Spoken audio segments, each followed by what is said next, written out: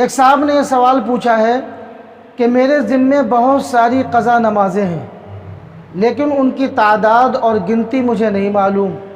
آپ رہنمائی فرمائیں کہ میں کس طرح سے اپنی قضا نمازوں کو ادا کروں، اور جب میں قضا نماز پڑھوں تو کیا نیت کروں؟ اس کا جواب یہ ہے کہ بالغ ہونے سے لے کر اب تک آپ کی کتنی نمازیں قضا ہوئی ہوں گی، آپ اطمینان سے بیٹھ کر خوب غور و فکر کر لیں اور ایک اندازہ متعین کر لیں، اور جس اندازے پر آپ کا دل مطمئن ہو جائے اسے آپ اپنی ڈائری میں یا کاپی میں نوٹ کر لیں۔ مثال کے طور پر آپ نے یہ غور و فکر کیا کہ میں 15 سال میں بالغ ہو گیا تھا، 15 سال کی عمر میں بالغ ہو گیا تھا، اور اس وقت میری عمر 25 سال ہے۔ ان 10 سالوں میں نے کبھی نماز پڑھی ہے، کبھی نہیں پڑھی ہے،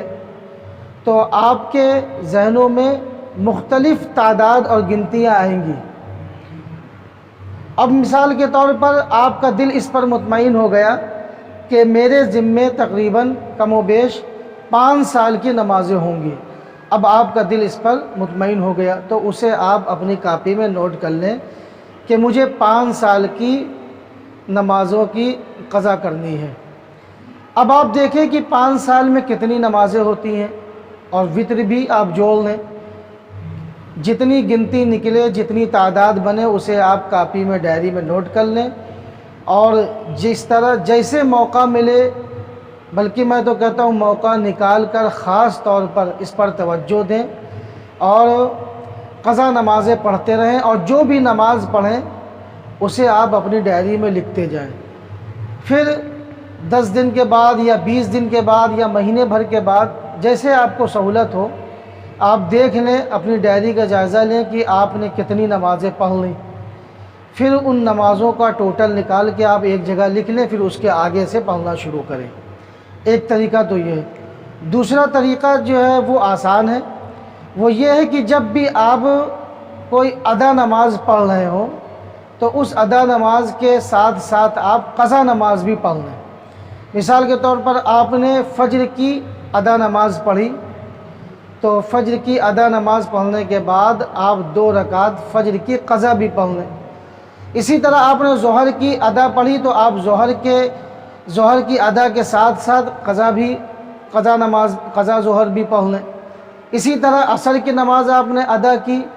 تو عصر کی ادا نماز کے ساتھ ساتھ آپ قضا نماز بھی پڑھ لیں۔ اسی طرح مغرب، اسی طرح عشاء اور وطر کو بھی شامل کریں۔ تو جب آپ کا 1 سال ہو جائے گا تو آپ کے 1 سال کی نمازیں جو قضا تھی وہ پوری ہو جائیں گی۔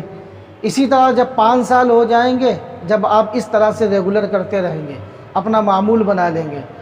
تو 5 سال میں آپ کی جو 5 سال کی قضا نمازیں تھیں وہ ادا ہو جائیں گی۔ تو یا تو وہ طریقہ اختیار کر لیں کہ جب موقع ملے، جتنا موقع ملے کوشش کر کے آپ موقع نکالیں اور قضا نمازیں پڑھتے جائیں اور اس کو لکھتے جائیں، اور پھر جب ان کی تعداد اتنی ہو جائے جتنی 5 سال میں بنتی ہے تو پھر آپ کے ذمے میں جتنی قضا نمازیں تھیں وہ سب ادا ہو جائیں گی۔ نیت کرنے کا طریقہ یہ ہے۔ اور ایک بات رہ گئی کہ جیسے عبادت کے جو خاص ایام ہوتے ہیں، جیسے رمضان المبارک کا مہینہ، اس میں عام طور پر لوگ اللہ کی عبادت کی طرف زیادہ مائل ہوتے ہیں، نوافل کا بھی اہتمام ہوتا ہے، تو آپ نوافل کی بجائے قضا نمازوں کو پڑھ لیں، کیونکہ نوافل کی کوئی پوچھ تاچھ اللہ کے ہاں نہیں ہوگی، لیکن قضا نمازیں اگر نہیں پڑھیں اور آپ کو موقع ملا ہے، زندگی ملی ہے اور آپ اس کو ادا کر سکتے تھے لیکن آپ نے ان قضا نمازوں کو نہیں پڑھا تو اللہ تعالیٰ کے یہاں جواب دینا ہوگا۔ تو جو عبادت کے خاص ایام ہوتے ہیں جن میں لوگ اللہ تعالیٰ کی خوب عبادت کرتے ہیں، نوافل پڑھتے ہیں، تو آپ نوافل کی جگہ قضا نمازوں کو پڑھیں،